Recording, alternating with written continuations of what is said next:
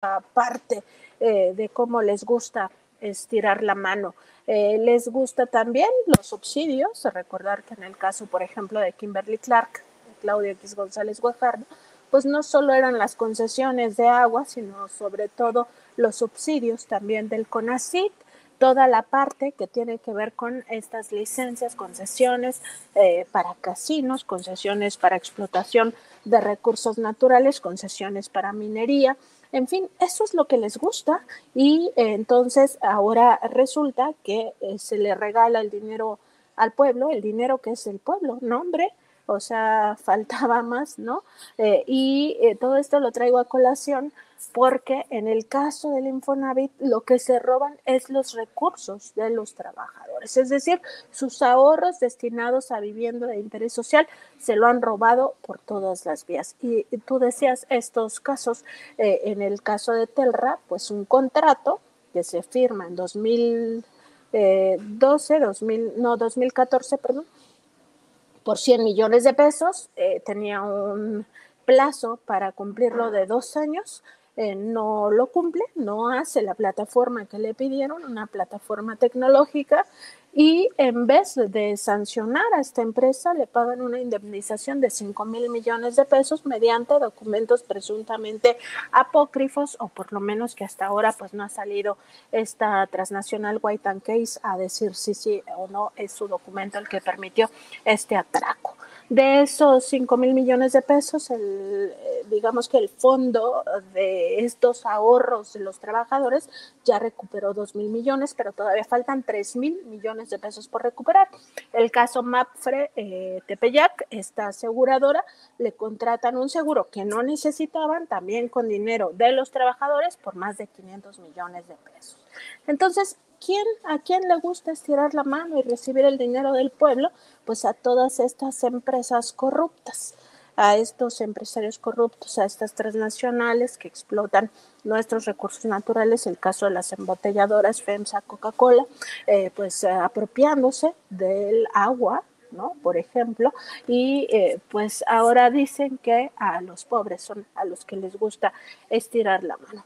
Muchos otros ejemplos de cómo estos empresarios y líderes sindicales pues se beneficiaron del Infonavit, el caso muy claro que expuso Octavio Romero Oropesa, el nuevo director general de este instituto, que es un instituto tripartita, pues es el hecho de quienes estaban representando a los trabajadores como la parte patronal y la parte gubernamental. ¿Qué pasaba con estos representantes? Bueno, que por cada asamblea es como si a ti, Toño, te requieren para una junta de sin censura, pues tú les dices, pues no asisto si no me pagan entre 60,000 y 90,000 pesos. Eso es lo que cobraba por ir a las asambleas. No puede ser, o sea, ¿quién en su sano juicio va a estar pagando esas cantidades solo por ir a una junta que es tu obligación porque tú eres representante o del sector empresarial o del sector laboral? Entonces, bueno, ese es otro ejemplo. Los sueldos, por supuesto, también estas direcciones que en realidad no hacían nada, son aviadores, no se les llamó así en la conferencia de la presidenta Sheinbaum, pero claramente se trata de aviadores, pues cobrando la millonada, ¿no? Entre 2,5 y 3,5 millones de pesos anuales por no hacer nada. Bueno, otro ejemplo de cómo se apropian del dinero de los trabajadores, en este caso del fondo. Del fondo del Infonavit. ¿Y qué pasaba con los trabajadores ya en términos reales? Bueno, que su casa se vendía 2, 3, 4 veces, lo cual generó toda una red de complicidades, no solo entre trabajadores del propio Infonavit, sino también con notarios, todo lo que se dijo en esa conferencia. ¿Qué otra cosa pasaba? Bueno, pues toda esta desgracia de que las construcciones se hicieran en lugares no apropiados, ¿no? Sin servicios, sin ningún tipo de seguridad social ni de derechos humanos como el derecho a la educación, el derecho al trabajo, que quedaran cercanos a los lugares donde la gente pues se tiene que desplazar, sin comunicaciones, es decir, sin carreteras, sin transporte. Y entonces, ¿qué se convertían esas colonias? Pues en colonias abandonadas, pueblos abandonados. Eso está muy también identificado, donde se ubicaron todas estas construcciones que en realidad solo sirvieron para pues apropiarse del dinero, y decían que ahí estaban las casas, pero las casas son inservibles, porque no había drenaje, no había agua potable, no había carreteras, en fin, todo lo que ya sabemos. ¿Y qué pasaba con el resto de los trabajadores que sí lograban obtener una casita? Bueno, que sus créditos se iban a las nubes, o sea, como lo que pasó durante el FOBAPRO. Y todo esto porque se les aplicaba intereses pues peores que incluso que los de la banca comercial, y se hacía impagable. Y entonces contrataron a despachos también por miles de millones de pesos, estos corruptos del Infonavit del pasado, y lo que hacían pues era quitarles la casa, y supuestamente el Infonavit los había contratado para recuperar esas viviendas porque ya no las pagaban las personas porque estaban ahogadas por la deuda, y resulta que el Infonavit no recuperó nada. Esas casas se las quedaron esos despachos y la gente quedó en la calle.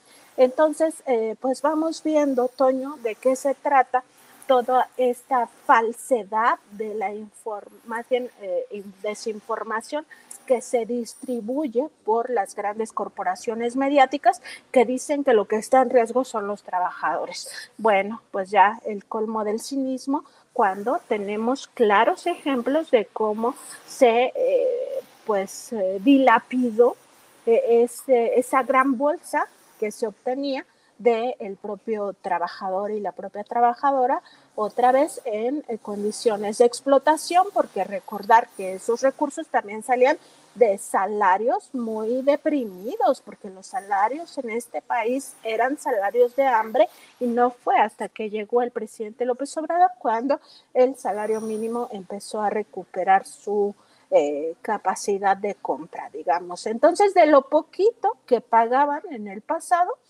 además se hacían estos negocios corruptos, exprimiendo una vez más a la clase trabajadora, la clase oprimida, y justo por eso tenemos que tener claro y tenemos que tener conciencia de clase, de cómo estos opresores nunca van a conciliar sus intereses con los del pueblo. Eso lo tenemos que tener con mucha claridad y no olvidarlo, que no nos engañen a través de sus aparatos ideológicos de este sector económico, que es en lo que se ha convertido pues los propios corporaciones mediáticas, Toño.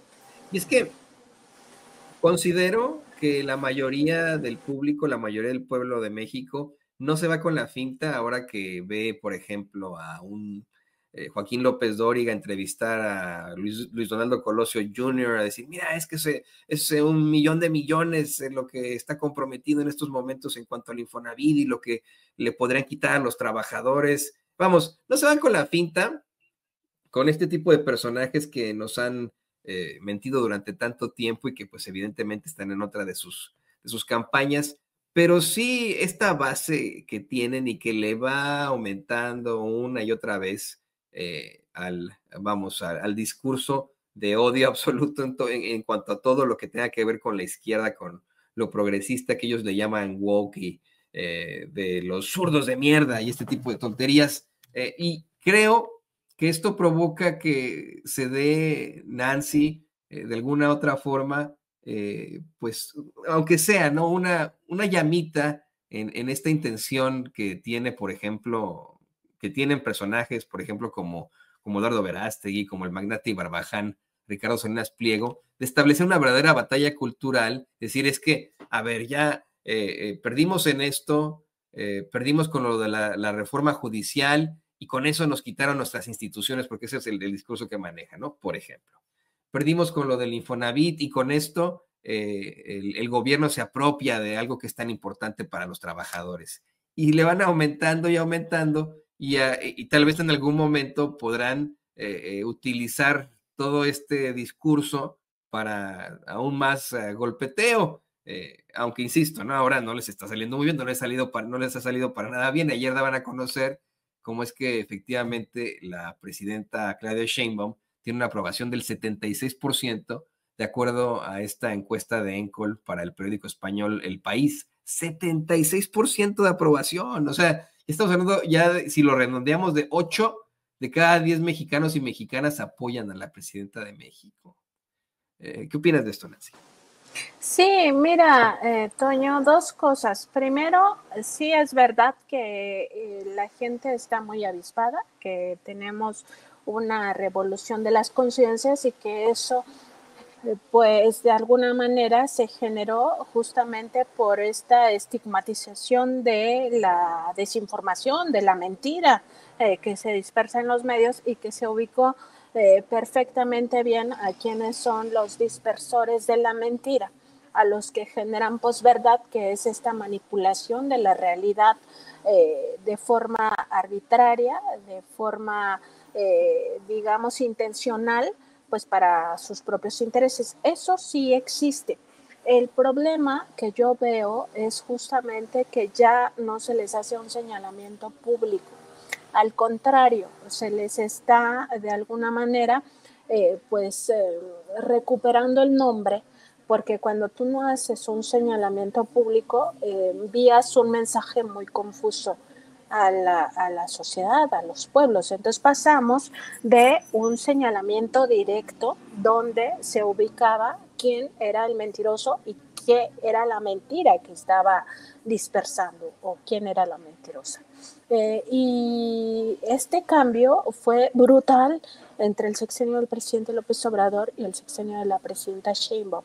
Me parece a mí que el detector de mentiras no está cumpliendo su función y eso es una crítica que yo tengo, porque los mensajes confusos te llevan después a no comprender exactamente quién dice la verdad, quién no dice la verdad y en alguna manera regresar este aparato de manipulación a un estatus que ya había perdido. Y eso, descafeinar esa sección y ya no hacer lo que hacía Ana Elizabeth García Vilchis, que era señalar puntualmente, pues con nombre y apellido, y me refiero a personas físicas y a personas morales, es decir, tanto a las corporaciones mediáticas como a las personas físicas que dispersaban la mentira, pues ya no se fija en el imaginario colectivo quienes están construyendo esas mentiras. Y mira, yo te voy a leer una frase que en su momento la planteó la ya fallecida historiadora y filósofa alemana Hannah Arendt. Y es muy importante para comprender por qué la revolución de las conciencias necesita mensajes claros, no confusos. Y ella decía, mentir constantemente no tiene como objetivo hacer que la gente crea una mentira, sino garantizar que ya nadie crea en nada. Un pueblo que ya no puede distinguir entre la verdad y la mentira, no puede distinguir entre el bien y el mal. Y un pueblo así, privado del poder de pensar y juzgar, está sin saberlo ni quererlo, completamente sometido al imperio de la mentira. Con gente así puedes hacer lo que quieras. Es decir, no necesariamente las corporaciones mediáticas y estos dispersores de mentiras buscan en este momento convencerte, sino de tanta mentira que llega a un punto en el que la gente va a decir, pues ya no sé qué es verdad, porque ya no hay un aparato que me esté ayudando a revisar perfectamente qué es lo que es mentira. ¿Y qué pasa con este detector que puso la doctora Sheinbaum en su conferencia? Pues que lo único que se te graba, y te lo voy a decir con toda honestidad, es la palabra mentira. O sea, cada vez que desmiente algo, lo único que se te fija en el cerebro es esta forma de decirlo, mentira. Bueno, pues eso no ayuda a nadie. Y más si lo vas escuchando, si no vas viendo, como ya no les ponen nombre y apellido y lo dejan todo a la imagen, pues ya no sabes identificarlos. Por ejemplo, el día de ayer, uno de los desmentidos era a Salvador Camarena, este personaje que ahora creo que escribe para El Financiero y que también habló del Infonavit con mentiras, ¿no? Es un personaje que viene de Mexicanos contra la Corrupción e Impunidad, aliado de Claudio X González Guajardo, y si tú no lo ubicas físicamente y si te pasan la imagen en 3 segundos o si tú vas escuchando la conferencia porque pues no tienes tiempo de estar observándola, discusión no te enteraste, o sea, no te enteraste quién es el dispersor de mentiras, y a la gente se le olvida, o sea, no lo identifica. Perdón que te interrumpa, pero tienes toda la razón. Cuando lo hacía García Vilchis, era una exposición humana. Creo que deshumanizaron ese quién es quién de las mentiras de la semana. Y era una persona en la que llegaba a decir, a ver, Carlos Loret de Mola, el pseudoperiodista, mejor conocido como Lord Montajes, hizo esto y aquello, y después tuvimos a Carlos Alarraqui mintiendo en esto, y los exhibían, ponían los bytes. Ahora está completamente deshumanizado en un video que efectivamente, pues, solamente tiene eso, ¿no? Mentira, que no sé qué, no sé cuánto. Mentira, sí, bueno, preséntanos datos duros, preséntanos los bytes, dinos quién está mintiendo. No te quedes con la pura mentira que dieron, sino tenemos que saber quiénes son los medios que están mintiendo. Perdón que te haya interrumpido, pero me di cuenta exactamente de lo mismo, Nancy. Sí, totalmente. Entonces, o sea, lo que debemos de ver es que, por supuesto, van a manipular a un sector en este momento. Pero más allá de eso, están escribiendo la historia. La historia después se va a contar con esas corporaciones mediáticas mentirosas y van a decir, esto fue la dictadura. Eso es lo que están escribiendo hacia el futuro. Y si no hay una contraparte que diga, aquí hay otros datos, pues nunca vamos a conocer esos otros datos. Y también el hecho de que haya medios independientes, pues no alcanza a llegar a toda esa población, y de ahí la importancia de la revolución de las conciencias que tuvo la propia conferencia matutina. El presidente López Obrador también muchas veces decía con nombre y apellido, fulano, fulana, tal medio, tal corporación mediática. Entonces eso se perdió, Toño, y yo creo que eso se debe de recuperar por el bien de esta revolución de las conciencias. Si no, las repercusiones los vamos a ver pronto. No creas que van a pasar sexenios, ¿no? Es muy probablemente que al acabar este sexenio de la presidenta Sheinbaum ya haya algún tipo de repercusión por no haber aprovechado esta oportunidad que ya estaba instalada, pues en la cobertura, pues en la forma de hacer este tipo de comunicación, y de sobre todo tener esta oportunidad de romper las manipulaciones y de romper las campañas de guerra sucia y propaganda negra. Te extrañamos, Ana Elizabeth García Vilchis, te extrañamos.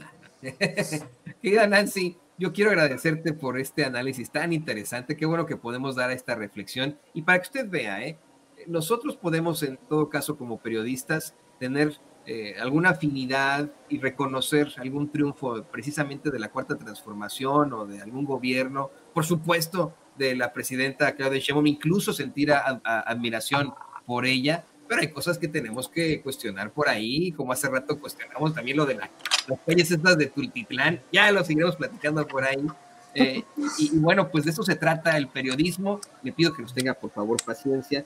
Y a ti, Nancy, te pido, por favor, que además nos compartas tus redes sociales para que la gente se ponga en contacto contigo, para que vean y busquen a Contralínea. Muchas gracias, Toño. Pues a diferencia de Sin Censura, nosotros en Contralínea sí nos vamos a tomar unas vacaciones, vamos a volver a nuestro programa el 7 de enero. No sabemos si no, entonces, Sin Censura no sabemos, siempre pasa al mismo momento. No sabemos, por ahí no sabemos qué va a pasar la próxima. Bueno, yo lo decía porque justo había escuchado a Paco Cruz decir que no iban a descansar, y yo dije, bueno. Cuando digo Paco dije, ¿a poco Paco? Así me quedé así de, ¿verdad? Sí.